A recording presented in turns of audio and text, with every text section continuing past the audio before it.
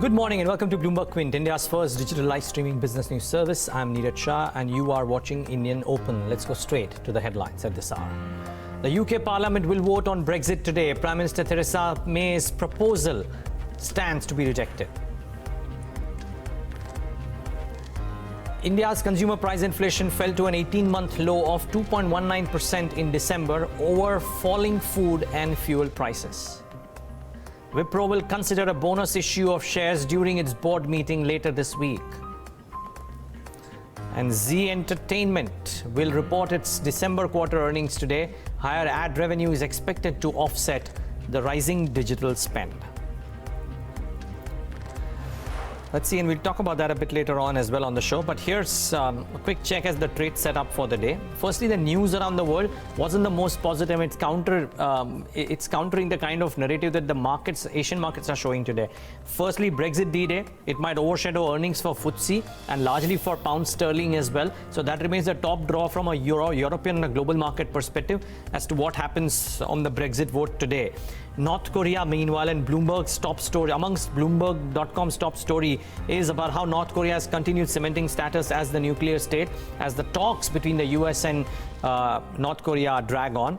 And the Chinese court has sentenced a Canadian man to death on drug trafficking charges. While it may seem very small, but I think amidst the tensions between the two nations, it might only exaggerate that as well. So do keep an eye out for all of these. These are starting blocks of what could actually become fairly large over a period of time, so important to monitor. However, the quick look at what happened in the markets yesterday, and quite frankly, today's market mood doesn't seem to suggest that we are taking cues from what happened in trade yesterday, but yesterday was a weak day of trade. Weak results, global sentiments, the Chinese data, etc. dragged in on our markets yesterday and pulled the indices lower. We didn't end at the lowest point of the day, but we certainly were lower. Cap Goods Index was amongst the worst performing index yesterday, and banking too shrunk a bit. In fact, the Nifty Bank was amongst the larger losers compared to all the three major indices. So these two essentially led the larger stocks lower. And the MACD indicator is showing bearish signs for over 100 stocks on the Nifty 200. That just shows the extent of technical bearishness that is there. And individual stocks on news fell on some very high volumes, both on the delivery side and overall percentages as well. Avenue Supermarts, amongst the largest losses that it has seen for a while. Volumes were at 6 times the 20-day average and about 28% delivery. Federal Bank, volumes were at 2 times the 20-day average, 35% delivery percentage as well. So all of that is not indicating some good scenes around, but the CPI numbers were lower. And I don't know if the Nifty Bank leans on the CPI numbers to catapult higher, because the December CPI has fallen to the lowest level in the last 18 months. And therefore, watch out for what the banking stocks do, because I think the chatter around rate action on the lower side might now just start getting higher and higher. There's a lot of people that we speak to in the markets who believe that in February we will see some action from the central bank on the other side. And let's wait and watch. But today, the belief would be that if the inflation numbers are so low, then is there a case for that? Let's see. The Asian screen is awash with green. Nikkei up about another 0.8%, 164 points higher. Hang Seng is up about 360 odd points. Shanghai about 10 odd points. And the SGX Nifty is indicating a start which is marginally in the green, about 54 odd points. So we'll start off well. The question mark only is, can we hold on to those levels, or after 3 days of a slide, will we correct further? Well, time will tell. However, what's lined up today? A couple of things, of course, to watch out for, not necessarily in terms of reactions. One, Zee Entertainment will come out with its numbers, so do watch out for that one. And on Jet Airways, will GOEL give up control? It's a developing story. According to other media, Bloomberg Quint hasn't reported anything on it because we do not have information. But the stock was very active yesterday. Let's wait and watch what happens here. It could certainly add fuel to fire when it comes to Jet Airways. But stocks that could react at 9 a.m. or 9:15 a.m. today, Wipro, first amongst them. The news came out post-market hours yesterday. They're going to consider a bonus issue. It was amongst the top losers in trade. Morgan Stanley has not come out with a very positive note on IT companies, but maybe the bonus announcement could help Wipro. Let's wait and watch. Tata Metallics amongst the other ones, where the numbers were a bit disappointing. Revenues, PAT numbers, more importantly, were down about a couple of percentage points. Margins corrected a little bit as well. We've seen what's happened to misses in this quarter. Tata Sponge, a case in point yesterday.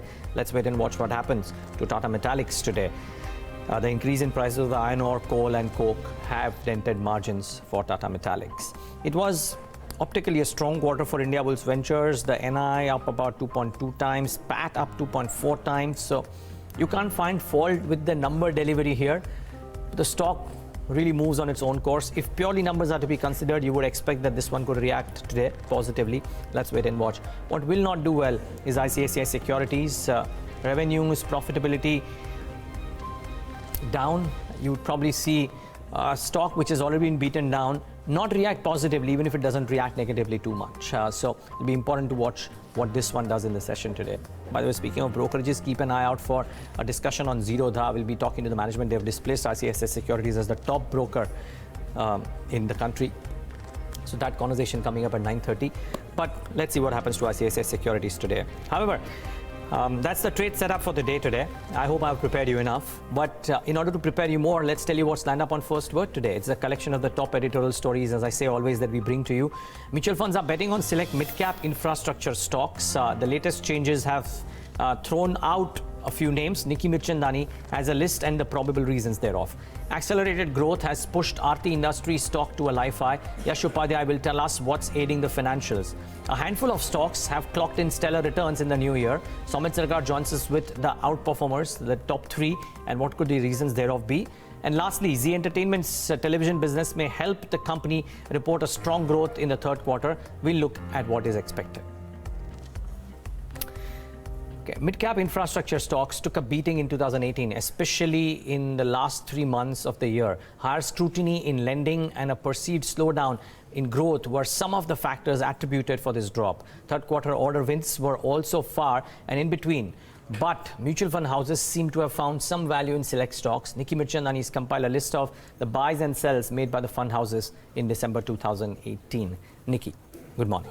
Hi Neeraj. If you remember, yesterday we did a piece where we spoke about how awarding in infra space was at its lowest in 5 quarter numbers. But then if you look at the mutual fund holdings in these select infra stocks, that's a different picture that we're looking at. First, I'm going to start off with NBCC, where we've seen bulk of action coming in on the net buying side. We've seen action of around shares changed to the tune of around 2 crore 56 lakhs. And the majority, the bigger buyer being Reliance Nippon, which has bought in maximum number of shares, a number of reasons. And on the sell side, we have Kotak Mutual Fund, which is in terms of the share position changed. It's to the tune of around 1,26,000. Now, bulk of reasons go behind what goes, why these mutual funds could be lapping up this stock. A is the swelled order book and the expectation of faster execution capacity by NBCC, which makes it a buy candidate for majority of brokerages. And also notably, NBCC has been a stock which has defied analyst logic most number of times, at least in infra space for 2018. So that's one counter that we like to keep an eye out on. Apart from that, NCC, where bulk of traction is coming in, all the buyers, no sellers coming in on the mutual fund houses.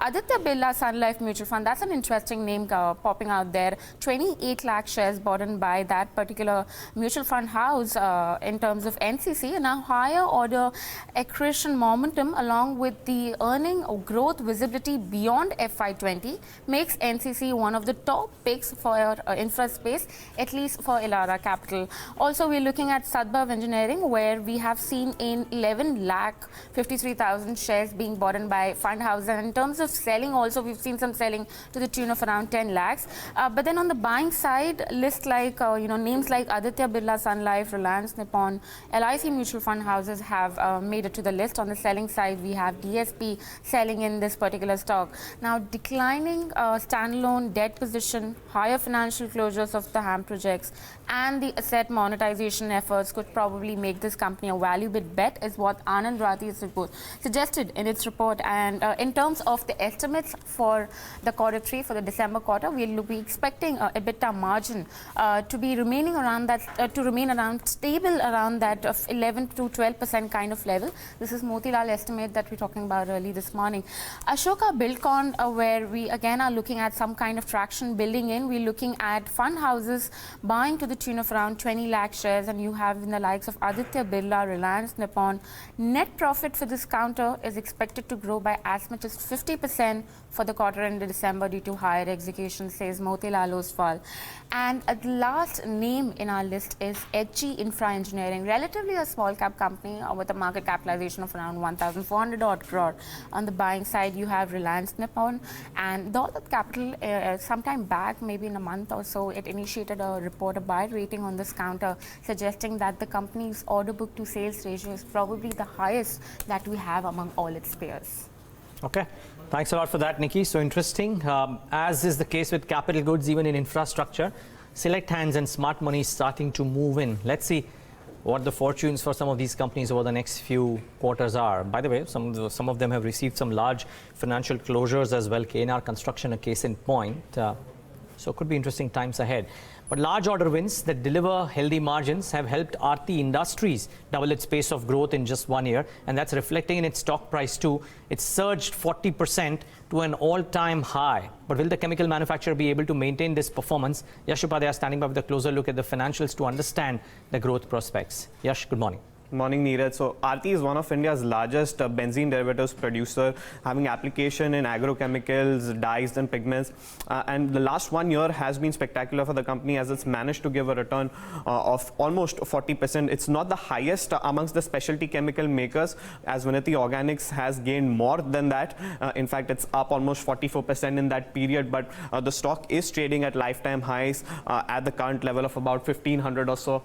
So that is something to watch out for. Now, this has come on the back of strong growth seen in its business. So it derives a bulk of its revenues from the exports business. So 45% of its revenues they come from the export business, and 55 from the domestic operations. And in the exports business, a large chunk comes from America and Europe, close to 25% each. But the one name that stands out over here is China. So 10% of its export revenue comes from China, and it is one of the very few Indian chemical makers that actually exports chemicals to China.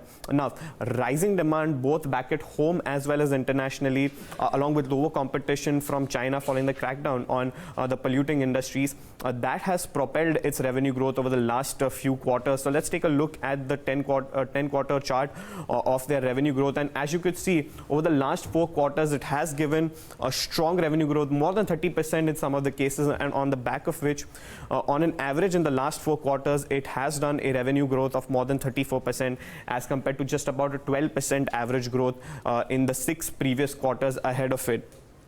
Along with that, the company has been coming up with its expansion plan. So over the last 3 years, they have been guiding for, or they have been doing a capex of about 450 to 600 crore rupees.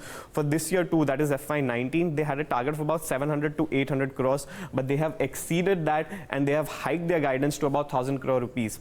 Of this, they have already spent close to 330 crores in the first half of FY19, and the board has also received the approval to raise another 750 crores in the second half of the year. Most of these expansion, they are going to take place in the specialty chemicals business of the company, which is the primary business because 80% of its revenues they come from there. The Jagadia specialty chemical plant is going to come up, as well as their API plant in Vapi and Tarapur. And all of these facilities, all the 4 that we are mentioning over here, they will come on stream over the next 6 to 18 months. Along with that, the large order wins that we were talking about. So they have received 2 very big orders. One is for about 4,000 crore rupees for the supply of herbicides for a period of 10 years, starting from FY20, as well as another 10,000 crore rupees order for a period of 20 years, starting again from late FY20. So that offers it revenue visibility over the next coming years. So almost 14,000 crores is what is likely to come. And these are high value products. So they have margins that the management expects in the range of 35 to 40%. So that would augur well when it comes to their margins. Now, all these expansion that they have in mind, that along with these high margin products is likely to propel their margins, which have been consistent, by the way. They have been in the range of about high teens. They've been doing about 17-18%, and with these big orders, it's likely to go up further for the company. Okay, but so if all is looking good, surely all can't look good. There has to be some risks. What are the risks to this? That's right, Neeraj. So, like I said, a bulk of its revenues comes from the revenues business, from the exports business. So, any currency volatility that would have a negative bearing on their revenues. So, they already accounted for about a 32 crore forex loss in the second quarter. That was on account of rupee volatility. So, watch out for that. Along with that, the customer concentration. So, they have 80% of their revenues that comes from customers that have been with them over the last 5 to 10 years. They've been trying to reduce their customer dependency. It has gone down over the last few years, but 80% is still a sizable number. That, along with any slowdown in demand, because of which they have been expanding their capacities, but any slowdown in demand from these customers, that would impact their business significantly. Okay, the stock has been a bit of a roll. 1562 was up about 1% yesterday, 12 months about 38%, and is trading at fresh 52-week highs or fresh life highs for itself. Thanks a lot for that, Yash. Do watch out for Aarti Industries. A couple of these specialty chemical companies, Vinati Organics is another one which has been rock solid, gaining almost all of the last year as well. So a couple of these specialty chemical companies have had a fabulous move. Bodal may have been a bit off the boil, but the other two certainly revving up on the bourses, doing rather well for themselves. Okay, it's not just specialty chemicals. Frankly, if you just look at the first 15 days, it's been a rough start for global equities. India is no different either. Take the Nifty 500, for example. The index is down more than 1% in 2019 alone. But there are a handful of stocks which have outperformed the index. So what sent these 2 or 3 names higher? Samit Sarkar has the answer. Samit, good morning. Good morning, Raj. You just said that from the start of the year, NSE 500 is down close to 1.3%. But there are a few stocks that have held on to gain, and among them, the top 3 stocks, if you see now, those include Praj Industries, Vatek Vabag, and Eveready Industries. Now, these stocks have gained anywhere in the range of around 16 to 40%, and this is after a subdued month of December. So, what's aiding the rally in these stocks? Now, for Praj Industries, if you see, the company recently announced that they have started commercialization of compressed biogas. Now, this product can easily be a substitute for natural gas, which means that it can be used not only for cooking but also for transportation. Now, government has earmarked close to 1.7 lakh crore to set up 5,000 compressed biogas plants by 2025 across India. So the scope for this product is huge, and the market is kind of baking in this potential growth for Praj Industries. Now, along with this, the company had also said that it is on track to execute the first batch of 3 2G biorefineries that it is building for the oil marketing companies. Now, oil marketing companies have planned close to 12 such refineries, of which only 4 have been awarded, and 3 of them have been given to Praj Industries. So a timely and profitable execution of these refineries would increase the probability that Praj Industries would win the contract for the other 8 refineries, and that's the reason that stock has been running up in 2019. Now, the second stock is Vatek Vabag. Now, analysts are expecting the Q3 earnings for Vatek Vabag to be good because the company has seen a good order inflow in the third quarter, which is in line with the management estimates. Now, management was expecting an order inflow of close to 5,300 to 5,700 crore for financial year 2019, and so far in Q3, the order inflow has met the management estimates. Now, along with this, the company also has some outstanding due from the Telangana government, which was so far delayed due to the election process. Now, it is close to 570 crore that they have to receive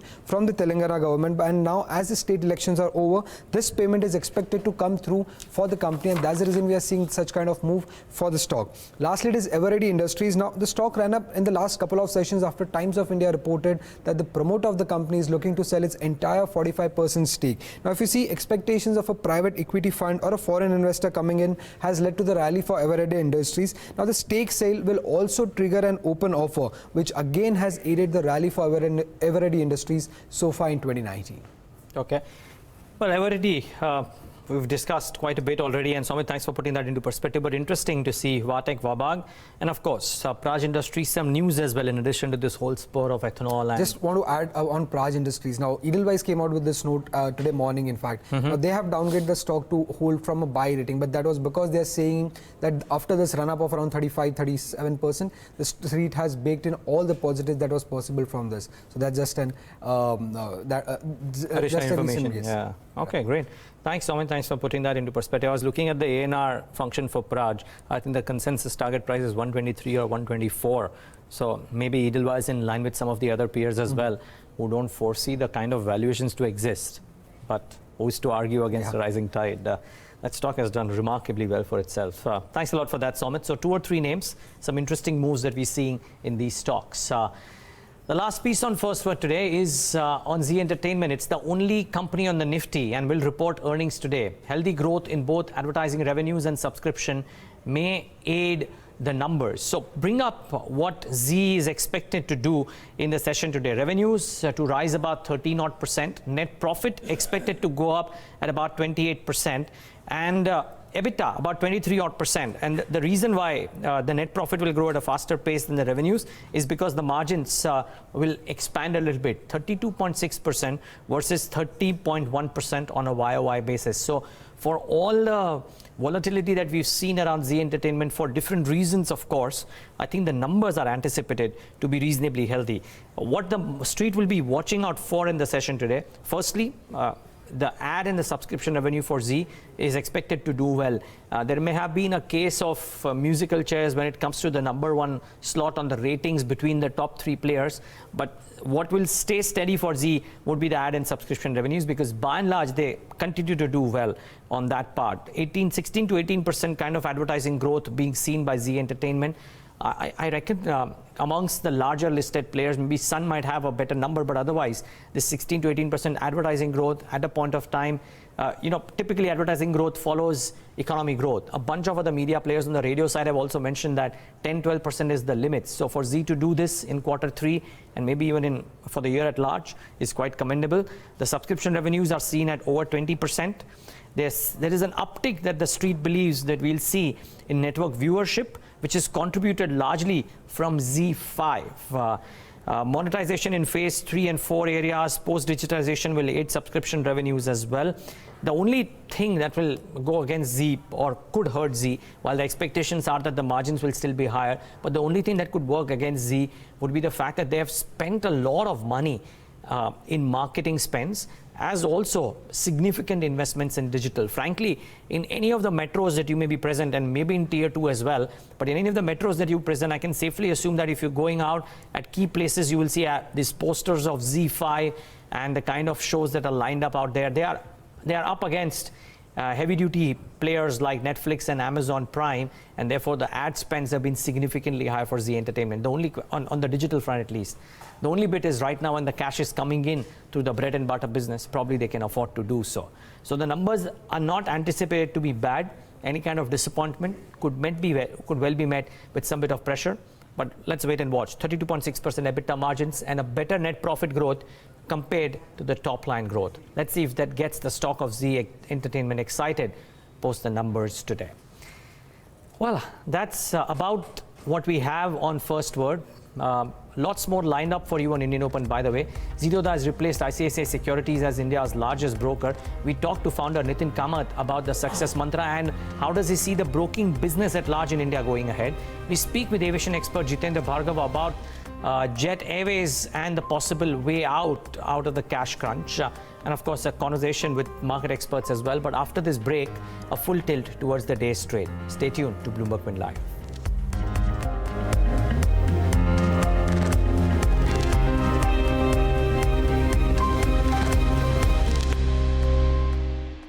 Delegates of over 100 countries, 15 partner countries, 10 partner business organizations are uniting on a global stage. They will also witness the India's biggest trade show, new opportunities for trade between Gujarat and Africa, Ahmedabad Shopping Festival, MSME Seminar, futuristic technology exhibition. Watch the unfolding of Gujarat's future in Sprint 2022 and experience much more.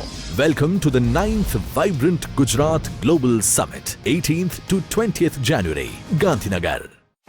Navayuga Engineering Company, a global infrastructure giant, has created history at the iconic Polavaram Irrigation Project in Andhra Pradesh.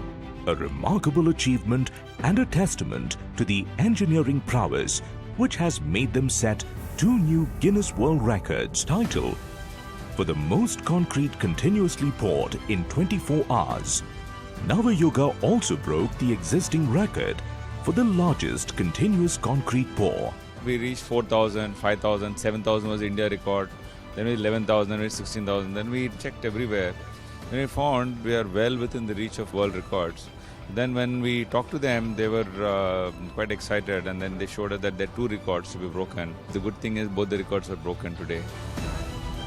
The Navayuga Engineering Company, building the future while setting new records in global engineering.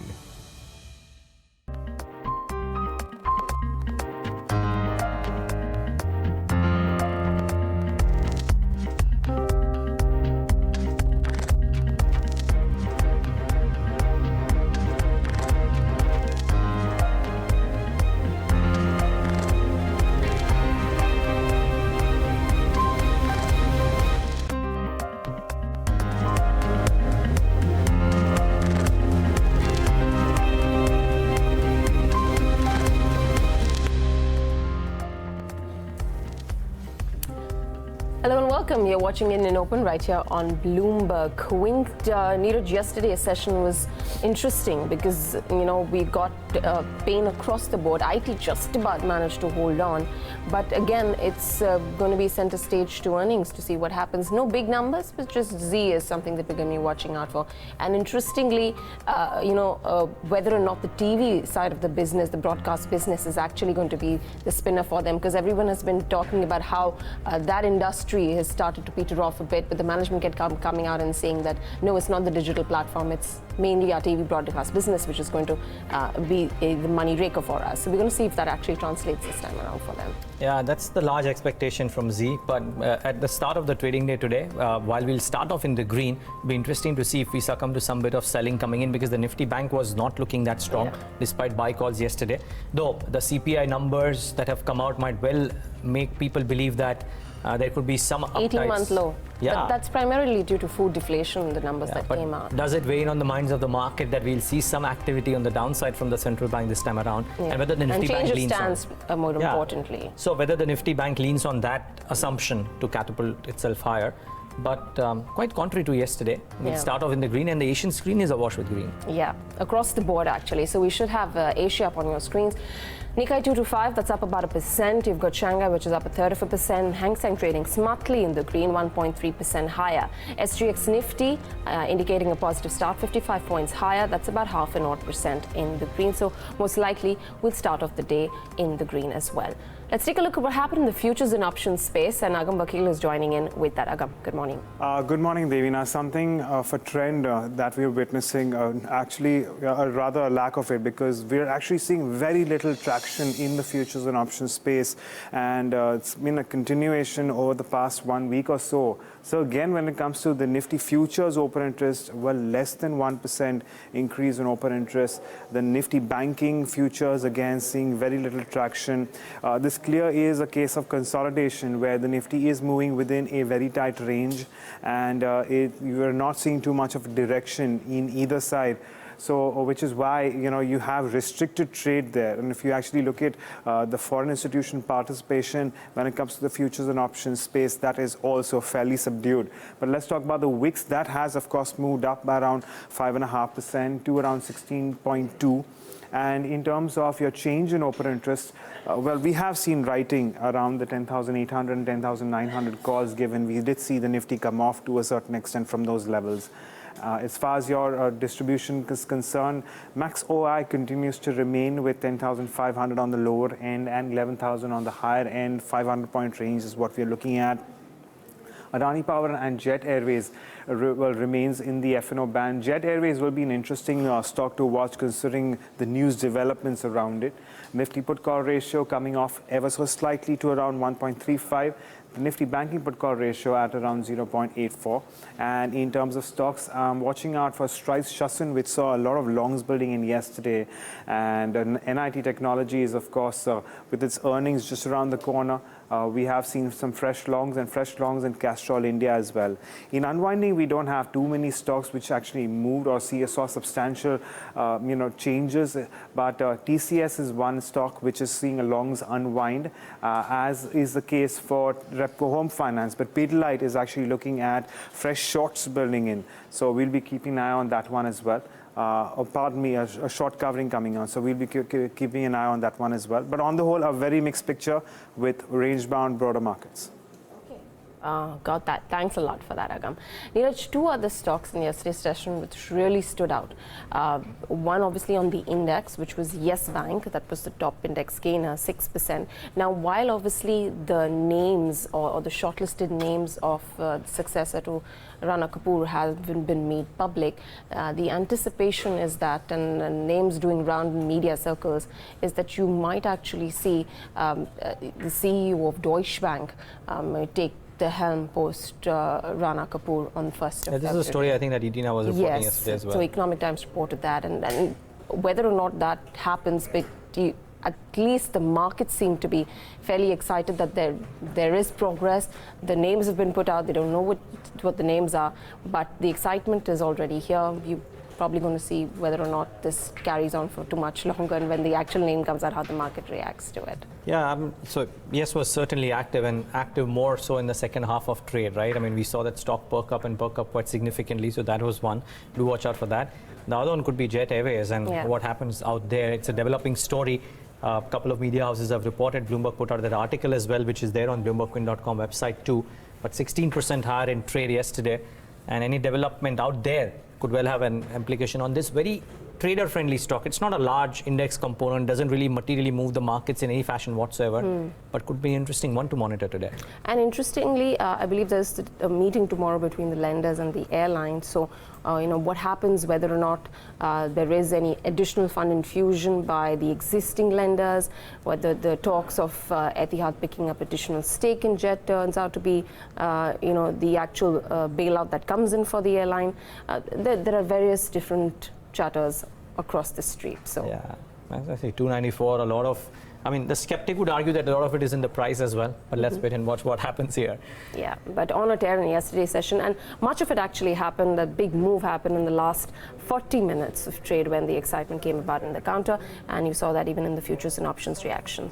But before we go on and bring in our experts, let's quickly go across to our research team, all of them standing by to talk a little bit more about what are some of those brokerage calls that we're going to keep track of, what are some of the additional stocks and news to watch out for. So Nikki, we've got Yash and Somit joining in. Nikki, let's start off with you on some stocks and news. Sure, I'm going to start off with Bharti Airtel, where reports suggest that the company is in talks to acquire 50% stake in Telecom Kenya in a run-up to Airtel Africa. Apart from that, the company has mentioned that it has paid dues to Airtel Group companies after the Supreme Court ordered bank guarantees worth around 453 crore to stand cancelled. Second in the list, we're looking at Wipro, where the board is expected to consider bonus issue share proposal in a meeting which is going to be held later on Jan 17th, 18th.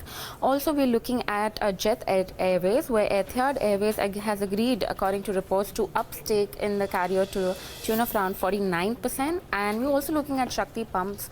Now, the stock has taken quite a beating, and it has extended its production shutdown till Jan 15th after the company operations started. The first, it informed on the exchanges back in Jan 9 that the company's operation would be shut down due to contractual labor issues. Also, we're looking at Wellspun Corp, where the promoter has upped the stake by as much as 0.4% in the last 7 days. Now, remember, this was also the stock which was among the sole gainer on the Nifty Metal Index for 2018. All right, Nikki, thanks a lot for that. Yash, some earnings? Yeah, I'll start with Tata Metallic, and that one came out with a mixed set of numbers. So revenues have grown by about 11.5% to 546 crores. However, net profit was marginally flat to slightly lower, coming in at about 39.5 crore rupees, which is 2% lower on a year-on-year basis, while margins too have contracted by about a percentage point to 13.7% versus 14.8% in the same quarter last year. A strong set of numbers coming in from Indiabulls Ventures. The calculated net interest income rose by about 2.2 times to 375 crore rupees. Versus a 2.4x jump in the net profit, coming in at about 120.5 crores. ICICI Securities reported a weak set of numbers. Revenues are down 18% to 406 crores. Net profit is down 33%, along with a 17 and 11% fall in both its brokerage revenue as well as distribution revenue. So watch out for that. Okay. Yash, thanks very much for that. And finally, on some key brokerage calls this morning, Amit? Well, the first one is on IT companies, where Morgan Stanley has come out with this big note on the Indian IT companies. Now, as we enter 2019, the brokerage advises investors to be defensive and selective when it comes to the Indian IT space. Now, Morgan Stanley is expecting the global growth to moderate in 2019, primarily driven by the US. Now, though estimates reflect a robust deal pipeline, but their margins are at a risk, says the brokerage. Now, a weak US dollar and a tight labor market would lead to higher costs for these Indian IT companies, which in turn will impact their margins. Now, for TCS, they have downgraded the stock to equal weight from overweight due to expensive valuations and have cut the target price to 1,920 from 2,260. For HCL Tech, they have again downgraded the stock to underweight from overweight due to tepid growth expectations and have cut the target price to 905. Infosys, they have upgraded the rating to overweight from equal weight and on the back of as the risk reward is now favorable for the stock, and they have marginally hiked the target price to 775 from 759. Well, on the mid-cap space, couple of big downgrades coming in for Mindtree, where the stock has been downgraded to underweight from overweight, and the target price has been cut to 761 from 1265. For Persistent, they have downgraded the stock to underweight from overweight and have cut the target price to 500 from 760. The second note that brokerage note that we have is on ICICI Securities, where CLSA have maintained its buy rating but has cut the target price on ICICI Securities to 360 from 380. Now, according to the brokerage, a weak capital market and tighter norms for mutual fund distribution fees have dragged ICICI Securities profit, and on the back of this, they have cut their earnings estimate for the stock. Now, it also says that the growth in the active client base has also moderated for the company due to competition from discount brokers. Lastly, it says that ICICI Securities now trades at a reasonable valuations, which is at par with global peers. All right, guys, thanks a lot for that, Yash, Nikki, and Somit. Mayuresh Joshi is also joining in right now to take us through his market opinion. Mayuresh, I'll start off with where Somit left out and the IT pocket as a whole. You had two big numbers already coming out, and you're going to watch out closely for what the smaller ones do. But brokerage is clearly looking concerned, particularly regarding some of those mid-cap IT names. So morning, Devina. No, I think the note that Yash carried, I think some points probably can get validated if there is an inherent sign of a global slowdown. So in that scenario, obviously, I think the discretionary spending patterns are expected or will come down.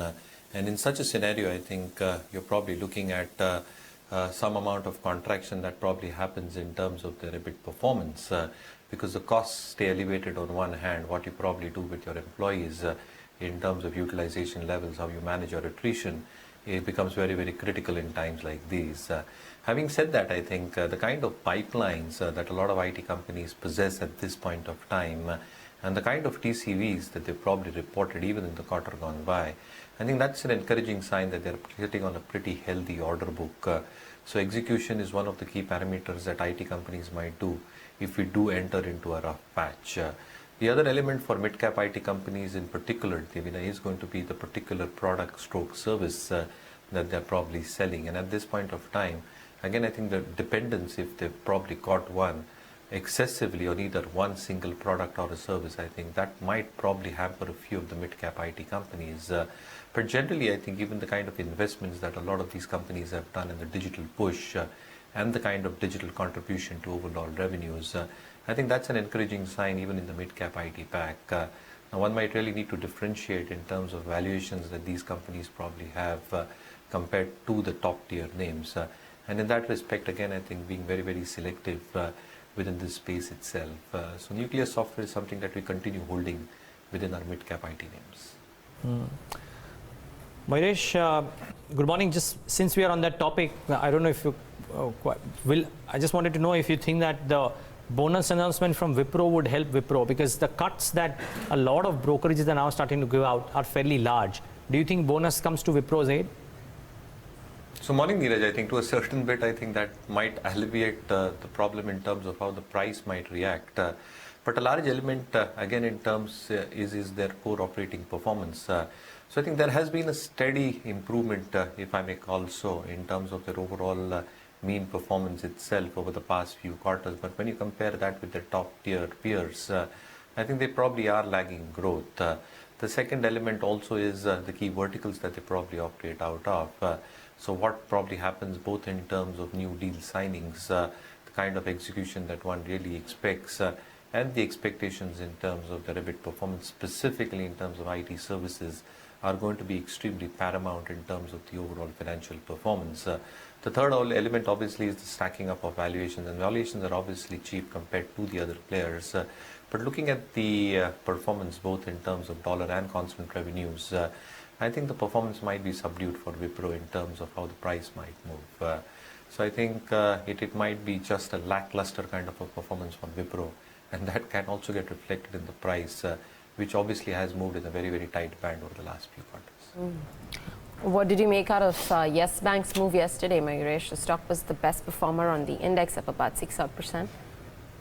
So I think everybody's keenly waiting out for the name that will probably come through in terms of the MD and CEO's post. So I think there are a lot of names doing rounds back and forth.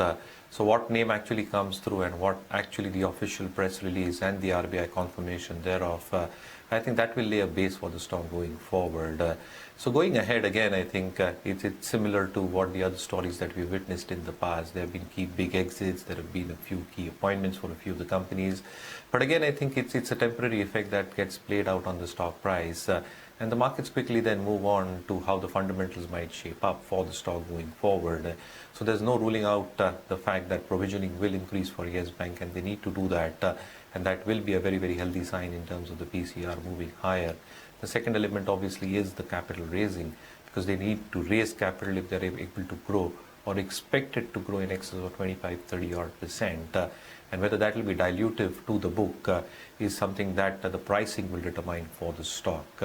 So yes, I think the name coming out is going to be a key sentimental factor for the stock, but the other factors in terms of how the financial parameters will stack up, what they probably do in terms of the divergence with the RBI is the other element also to be encountered by the Yes Bank board in terms of reporting. And the third element is to keep the credit costs down. So yes, there are multiple challenges in front of the bank. If this probably angle is probably covered up, which it should, I think the street will then move on to the financials. But yes, I think somebody who has been holding the stock should continue holding. I'm holding the stock in my funds even at this point of time. Okay, got that. That's Yes Bank for you. Yesterday's top gainer on the index, 195. Made it low of about, I think, 146 a month and a half ago. And then from there, the stock has been pretty range bound, not managing to scale beyond 200. Jet Airways, and that's the other big one that we want to talk about, Mayuresh. Yesterday's session and the excitement around the possibility of Etihad putting in more money, picking up more stake, seems to have been given a thumbs up by at least the shareholder, 16% higher yesterday. But it's going to be crucial because there's that meeting that happens between lenders and the airline tomorrow, and what comes out of there. Absolutely. One really needs to wait and watch. So there's no point speculating again in this case, Devina. Again, I think the large element is what probably happens in this meet. So I think let's wait for this meet to probably get over. But again, the core dynamics, specifically for the aviation industry as a whole, with crude prices cooling off, what you've probably seen in terms of the retracement of the rupee against the dollar, I think there are two key variables in terms of sensitivity of earnings, specifically in terms of translation of numbers when it comes to the P&L. The second element obviously is Q3 is a traditionally strong quarter for aviation companies, and they're coming out of a traditionally weak quarter in Q2. So what probably happens in terms of their cost per available seat kilometer ex fuel, because a lot of optimization is probably taking place in terms of cost synergies being starting to build in terms of reducing the overheads. The other element obviously is that the pass-through in terms of increase in air prices. So the ticket prices probably have not improved that much because of competition intensity, and that will still be a plaguing factor in terms of their overall net yields. So I think it's going to be an interesting quarter for aviation companies, but let's wait what comes out of the board meet tomorrow. Mayuresh, what did you make of the numbers that ICICI Securities put out? It was a disappointing quarter. They've now vacated the top space in favor of Zerodha as well. But that notwithstanding, just the way the business is shaping up, is it a stock that you would let go of despite the 50% fall because of the numbers? Or is the pain in the price baking in the kind of numbers that the company is throwing out right now? So Neeraj, for compliance purposes, can't comment really on ICICI Sec. But for the industry as a whole, I think the competition intensity pressures have obviously quadrupled when you're talking about disruptions in terms of discount brokerages. I think that is a genuine threat that is probably emerging at this point of time. But it's also a very, very healthy sign, because what it's making the industry do, jump up, observe, and start doing is innovative stuff. So when you're probably talking about a lot of innovation that is probably happening in terms of the capital markets, in terms of the digital processes that a lot of these brokerage firms are going through, and a lot of methodologies to probably retain their customer base, I think these things will keep on continuing over the next few quarters and years, and that's the least to say. But yes, I think it has been a tough time, because capital markets probably have been down. What you're probably talking about, even in terms of the mutual fund data, in terms of inflows, I think they have been patchy of late over the last few months. So I think there are some challenging times for the industry as a whole. But I'm pretty sure, and we're witnessing it in our firm as well, that innovation is a process that is getting carried on, and that will ultimately lead to positive results and yields going forward. All right. Mayuresh, Joshi, just stay on with us. Bringing in our technical experts at this point, Hadrien Mendonca, Senior Technical Analyst at IIFL. He's joining in right now. Along with him, Amit Harchekar, Director at Index Genius Investment Advisors. He's also with us. Gentlemen, good morning to both of you. I'll start off with you, Hadrien. A quick call on the index. Looking at the SGX, we're pointing towards a stronger start this morning. Yeah, good morning, Devina. Yes, definitely we are seeing a positive opening for our markets. But let's see what has actually happened in the past 3 days. Nifty has been forming a lower top, lower bottom formation for the past 3 consecutive trading sessions.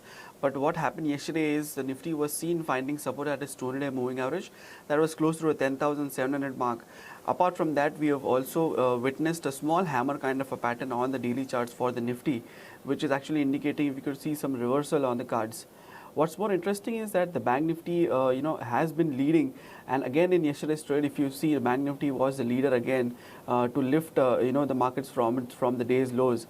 Bank Nifty also, was seen finding support at the rising trend line of the rising wedge pattern on the daily charts that it has been trading for the past 2 months now. So I think it's very important that Bank Nifty, continues to extend the rally, what we saw yesterday. And I think 27,500 is definitely on the cards. So the strategy on the overall markets, or more specific with the Bank Nifty is it would be advisable to go long with the Bank Nifty for a target of 27,500, 27,600 in the near term. Amit, what about your index call? Well, I would be quite cautious on the market. In fact, in yesterday's trade, if you see Nifty Financial Index, it has clearly given a breakdown from a rising wedge pattern, and now it opens a downward scope of at least 5.5 to 6% in the near term. So a pullback would be used for initiating short, unless we have an event where Nifty manages to regain its control about 10,950 on a closing basis. For Bank Nifty, we believe the way the Bank Nifty has moved below the support of rising wedge, immediately we are expecting an overall downward move towards at least 500 to 600 points lower. So we would be trying to sell Bank Nifty on a rally. The stop loss would be at around 27,600 on the higher side. Nifty, again, we have a bearish view. We are expecting it to move lower towards 10,500, because if you see the triangle which is taking place in the Nifty, you are seeing a lot of broad-based selling happening. In fact, we are also not getting support from the beaten down sectors like commodities and metals, and we believe that is the reason why the market could remain under pressure unless we have some global event which takes markets up. Yeah, well, global events for sure, and something that people should keep at the back of the mind would be what happens in the Brexit vote today. It may not have an impact on India per se, but if indeed pound sterling and the world markets react a bit to that announcement, whatever the announcement is, I'm not preempting right now, then there could well be some volatility tomorrow in the session for India and the Asian markets as well. However, for now, let's try and figure out what to do in a scenario that we have at hand. What about specific stocks? Hadrien, I'll start off with you first. You have an all-buy list, and interestingly, you're buying that Nifty name which has just gone off a little bit the last few days, Bajaj Finance, and then you're buying a Dabur. Yeah, absolutely. Bajaj Finance, if you've noticed, it has constantly been falling for the past 2 weeks now. But in yesterday's trade, if you see, we saw a good reversal candle on the chart, along with the stock finding support at its 50-day moving average. So I think it it really merits to actually bargain buy Bajaj Finance at these levels with short-term perspective. We're expecting a target of 25.98 on the upside, keeping a strict stop loss at 24.98 on the downside. Second one is Dabur. Again, the same scenario. Dabur has done nothing in the past 8 to 9 trading sessions.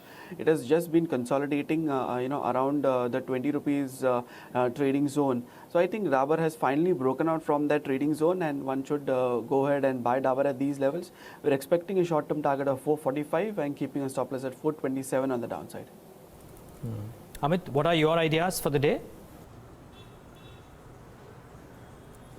Well, I have a one buy and one sell. Within that one buy would be buying Kaveri Seeds at current levels. The stock is now retesting the breakout levels of which happened in mid of December, and we believe the stock still has a good potential to move higher towards 600 plus. For today's trade, we believe 545 would act as a very strong support, because that turns out to be the neckline of that inverted head and shoulder pattern. So we would suggest keeping 545 as a stop loss on the future side, and we are expecting a target of 590. Second would be going short on Bajaj Auto. We haven't seen any positive signs in Nifty Auto Index despite a good pullback in the markets couple of days back. So we now believe Bajaj Auto is the one stock which is poised for a breakdown from the head and shoulder top pattern. We are expecting a minimum downside of around 25.50. However, in today's trade, we are expecting the stock to fall by 3 to 4%. So the stop loss for your short trade would be 27.60 on a closing basis, and we are expecting the stock to even underperform the market in the near term. Okay. Sorry, did I hear you say, Amit, that you expect Bajaj Auto to correct 3 to 4% in today's session? See, basically the stock is unable to sustain at higher levels, and despite market gap up openings, we are seeing underperformance from that counter. So we are now believing that this counter, there is a 3 to 4% of selling left, which did not happen in last few days. So we are expecting the stock to correct today. Wow. Okay. We will watch out for this one. Yesterday, there was some news reports about how Hero MotoCorp is ceding some market share, 200 basis points as well. I don't know if Bajaj is the principal gainer there, but Amit's point about how the stock is unable to stay at the higher levels, and that being one reason why he believes that there could be some downsides to this one as well. Do watch out for Bajaj Auto, could turn out to be an interesting one in the session today. We'll talk fundamentally about Bajaj Auto with Mayuresh as well, since Amit is so confident on the charts. But it's 8:50, time for our special segment Bloomberg Edge, wherein Yash Upadhyay tells us about a pattern that the Bloomberg terminal has thrown up on a stock. Yash, what's the stock on our radar today? Morning, Neeraj. So we are tracking Kajaria Ceramics on the charts today, and a sell call coming on the back of the stochastics indicator. Let's first try and understand what it is. So basically, the stochastics is a trend following momentum oscillator. It helps you identify when a price move is overextended by measuring the current price relative to the highest highs and lowest lows. How do you interpret it? Overbought are above the levels of 80 and oversold is below 20. Any crossover indicates a buy or a sell signal. Now coming back to the price chart, we've seen that the stock has been rallying over the last 11 trading sessions. It has gone up from the levels of about 475 to as high as 526 as of Monday's close. But what we saw in yesterday's day of trade is that there is some heavy selling coming in at the highest point or at higher levels. So as you could see, the wick over here, the higher wick and the closing over here. So it suggests that, at higher levels, there is some selling coming in and the stock is unable to, test further levels. Also, coming back to the lower panel, and if we could extend it, the blue line over here, that has crossed below the white line to give a negative crossover, and that has happened above the oversold line, which is the red line, to indicate that it's an early sell signal. So watch out for that as well. How well has this worked in the past, Yash? So Devina, on an average, every time that the indicator has given an early sell signal, one could watch out for returns of close to 6.5% over the next 10 trading session, and that is something that has happened previously as well. If we could get the chart back up again, I would show you one instance where, over here, when it went from the levels of about 460, 65 to again as low as 425. So again, a 50 rupees pullback when the stock had, given an early sell signal. So watch out for a move on the downside when it comes to Kajaria. All right. Thanks a lot for that, Yash. That's our special Bloomberg Edge segment. We've got more deeper insight into Indian equities, and for that you need to visit bloombergquint.com, where we identify technical triggers that have emerged in a specific stock or a sector every day. On today's Bloomberg Edge, we feature Tata Motors and what its open interest charts indicate. That's a BQ Blue exclusive. And since we're on the topic of Tata Motors, I actually would like to get a chart check going. 182 is where the counter is currently trading. At last 7 days, it's given returns of about 7%. Last 1 month, the stock's been up about 9%, which is not bad for the counter, considering its heavy underperformance in the early stages to some of its peers. Hadrien, what would you do with Tata Motors now?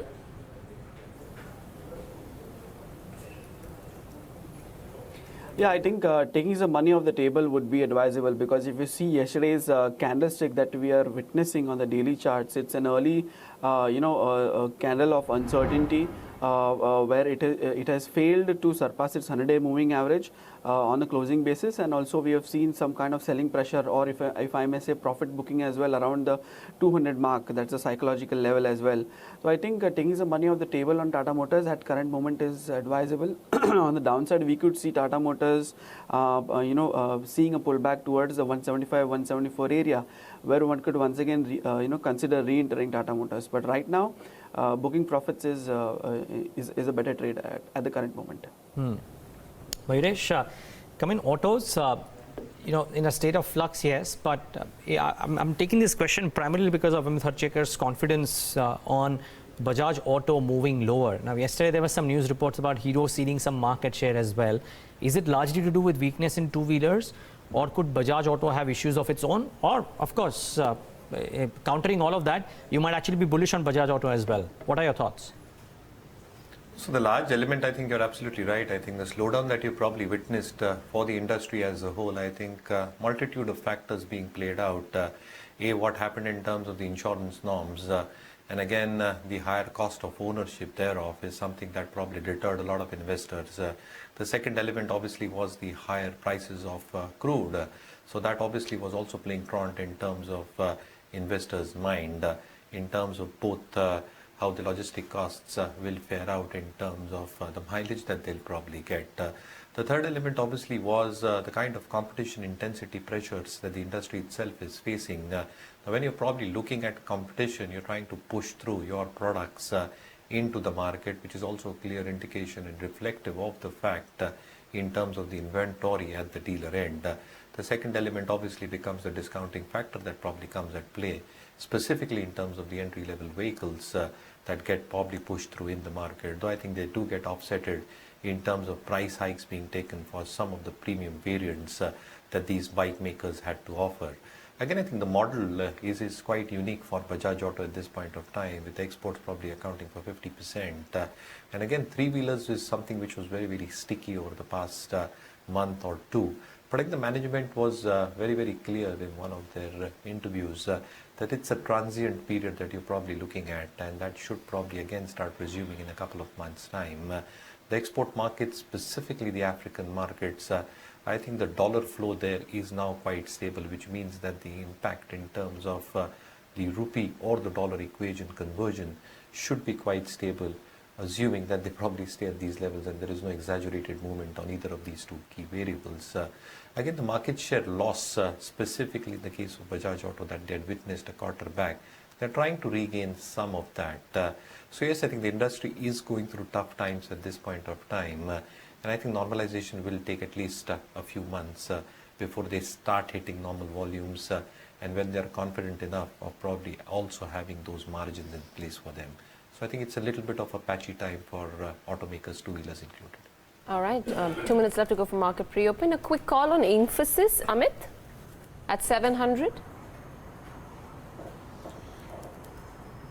Well, I would be quite cautious in this counter unless we have a strong closing above 725. For one reason, as I was saying, Nifty service sector index is giving a signs of weakness, where IT and financials remains heavyweight in that sectors. So I would wait for close above 725 to initiate long. Okay. Well, watch out for these names as well. Some other stocks in news, of course, we haven't quite discussed Jet Airways. Technically, it's a difficult one to talk about, and Avenue Supermarts as well, because that corrected 11%. But I think we'll wait for those numbers to come out, or rather, markets to open before deciding what could happen, or before talking about these as well. Mayuresh, just a quick 30-second perspective. Indiabulls Ventures, the numbers look rock solid. Is it a stock that you would venture out and buy, or you would just leave it completely alone? Again, a mixed bag. I'm not venturing into this one. Okay, not venturing into this one. NI is up 2.2 times, PAT up 2.4 times. The numbers look rock solid, Devina. Just a stock that is so difficult to understand that might be difficult for people tracking the fundamentals to take a large active bet on this one. Let's wait and watch how it reacts today. Yeah, we've got about 30 seconds left to go for market pre-open indications, and SGX Nifty holding forth there, about 0.5% higher since morning, and the rest of Asia too looks pretty well placed. So Nikkei 225, that's up closer to 1%. Shanghai, that's up about 0.5% as well. So the Hang Seng there, in fact, that's increased since the last time we took a check. 1.88% is where it's at. That's 59 points higher for SGX Nifty at 10,828. Let's see what we have for our market pre-open this morning. Nifty for itself, obviously, you will take some time to consolidate these prices. For a few minutes, down about 1% right now, but taking a look at individual stocks, and that's what's more important right now before we get into the consolidated price of the index. HDFC Bank is looking weak this morning. That one is giving you a 4% cut. Bharti Infratel is down 1%, TCS is down 0.75%. IndusInd Bank looks weak, and IndusInd Bank actually has been looking weak post its numbers for quite a few number of trading sessions. Hindalco is down 0.5%, HDFC Limited is down 1/4, but the quantum of losses are pretty limited. So you've got more gainers than losers this morning. Power Grid, though, stands to gain 10% right now in pre-open, but again, this will cool off. BPCL is up 1.5%. Wipro is up 1.5%. I saw a massive cut in trade yesterday. Today looks a little bit more stable. NTPC 1.33%. Kotak Mahindra Bank 1%. ONGC, L&T. L&T, remember, made its dash beyond 1400. In fact, around 1420. From there, it's come back down to about 1350. Zee ahead of numbers. Stocks up 1%. Let's see what they do. Yes Bank carries forward the positive gains from yesterday at 197 now. For the currency, some strength coming there, but marginal 13 paise. Had a shot up at 70.93 yesterday. Today has opened at 70.79. Avenue Supermarts and Jet Airways, two stocks that I want to mark, and let's see what's happening to them. Actually, even I'll throw in a Federal Bank too. Firstly, Jet Airways. Well, lo behold, the last 2 days have been quite spectacular for Jet Airways, 323 and counting. Maybe a trader's delight, but equally a trader's nightmare. Anybody who went short at some higher levels must now be repenting if indeed it starts off 10% higher. I doubt it would, but let's wait and watch. Avenue Supermarts, after the 11.5% cut yesterday, let's see what's doing today. Doesn't show any signs of a buy pullback, so that's the other interesting one.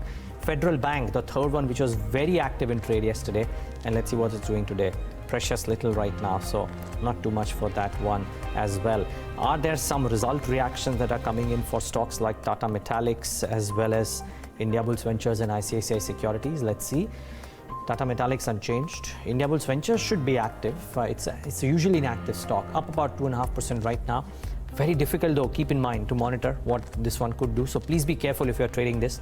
Lastly, ICICI Securities, not the best of quarters, and it's duly reacting. It's a stock that is corrected quite a bit. These are pre-open rates, may well change, but I wouldn't be surprised if the start is lower. Just want to mark a couple of other names. Persistent and Mindtree, on which the Morgan Stanley note is looking slightly bearish.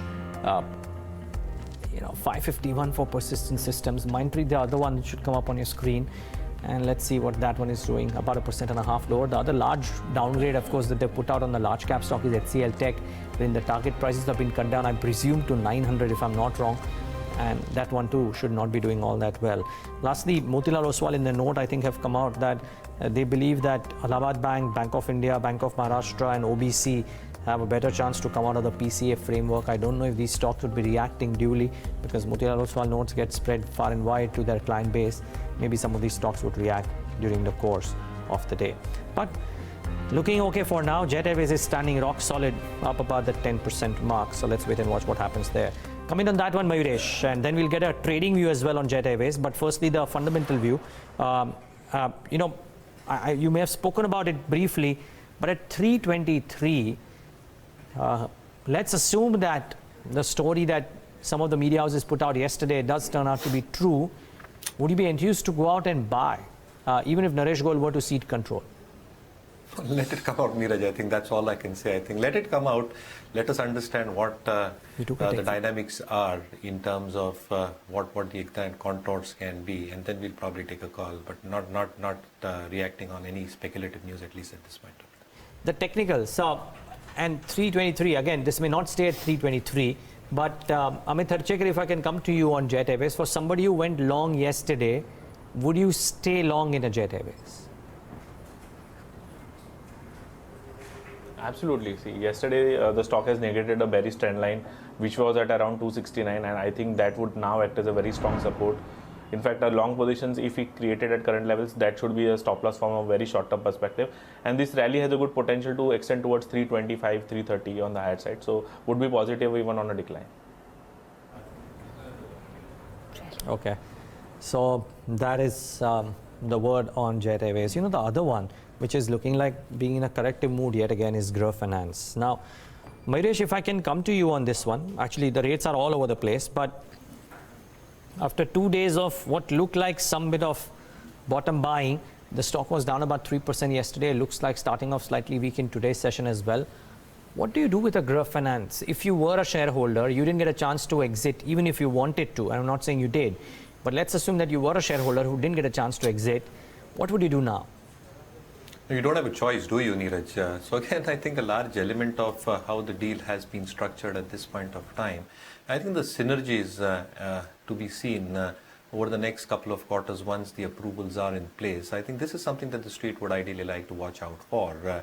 Now, again, for the universe as a whole and for GRU in particular as well, I think the cost of borrowing has moved up, but they've been able to successfully maintain their NIMs and spreads, and the management is still very, very confident of doing that within the tight range that they operate. The other element is obviously of how to improve their AUM in general. And the third element obviously is the valuations. So the valuations are very, very expensive. They always were. And the premium valuations were because of all the factors that they probably displayed in terms of superior NIMs, in terms of impeccable asset quality, and again in terms of the steady growth that you probably saw in terms of the overall earnings. But again, I think it's a wait and watch scenario, in my opinion, for the street to see how synergy is built up and whether I think the kind of traction that this company has exhibited in the past, consuming and assuming the kind of scenario that we're probably seeing in the markets at this point of time on liquidity concerns, on the ALM mismatch and so on and so forth that the industry has faced, how they're able to grapple with that. So yes, I think it's a wait and watch, as I've already discussed earlier as well. Okay, got that. Let's talk a little bit more about some of these other names, and particularly within the banks. SBI, for one, is now at 302. So last 1 month, around 5% higher, but nonetheless, has been doing fairly okay amongst the larger banking names. Is there a trade on SBI? Could you go long on this one, Amit? Not really, because since we have already seen a breakdown from Nifty financials, we are expecting a 5% decline in overall financial from a 1 week perspective. So I would be avoiding SBI unless we have a closing back above 310. Hadrien, any other banks within the larger names, be it the private banks or be it the PSU banks, what has been the trend that you've been spotting, and anything that looks worth a trade?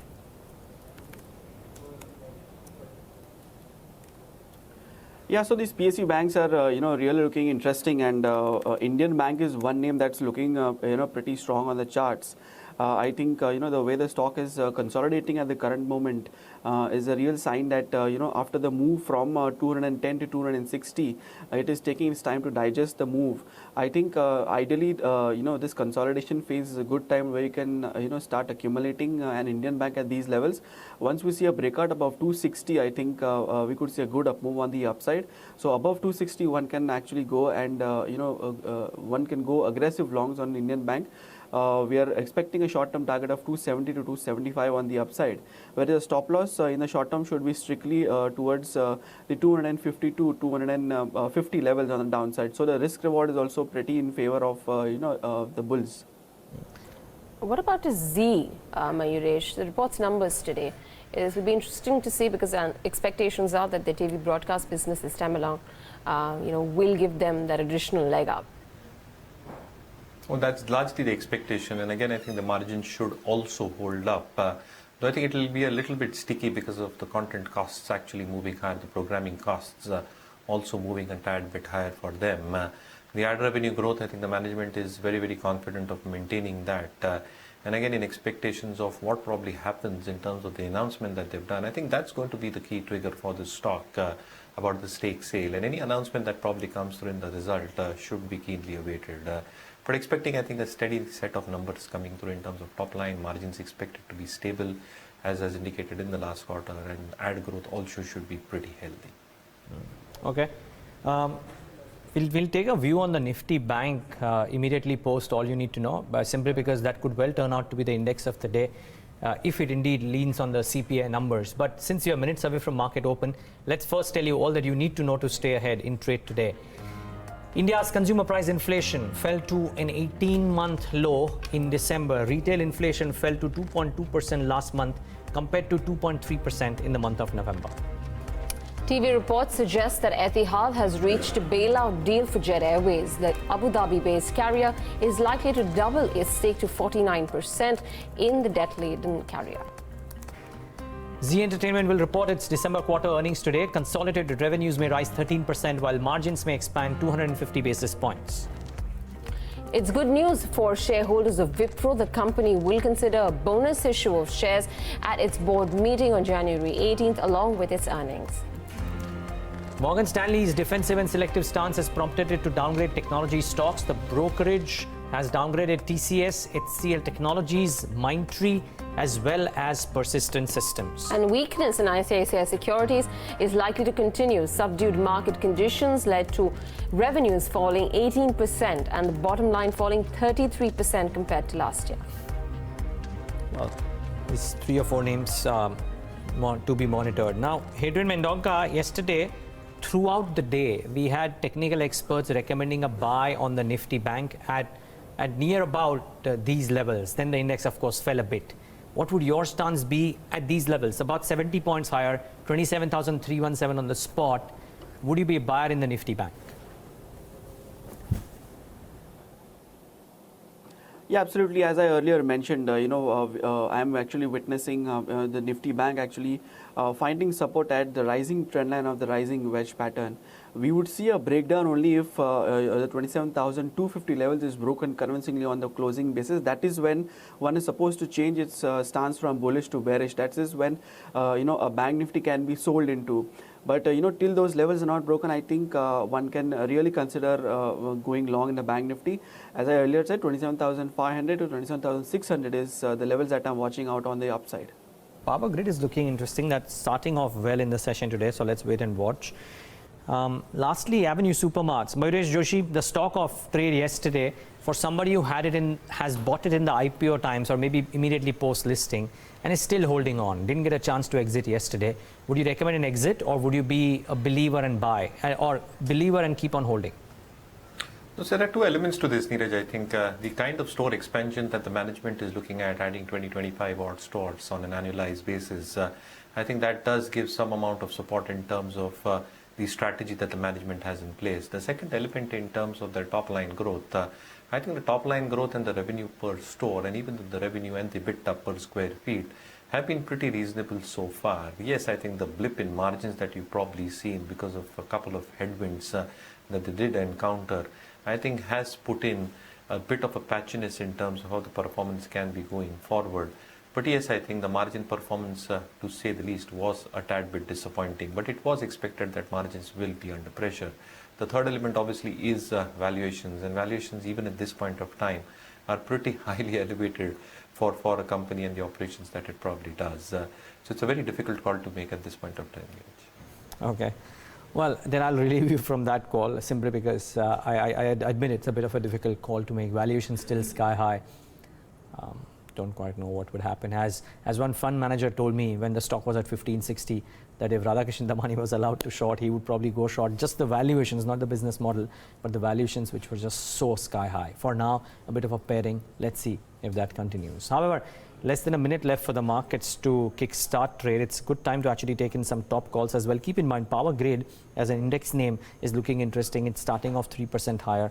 Let's wait and watch what happens there. But if we had to nail it down to that one top idea for the day today, Amit, I'll start off with you first. Your top call for the morning. Well, I would buy Siemens with a stop of 1020. We're expecting the stock to rally towards 1100. Your top call?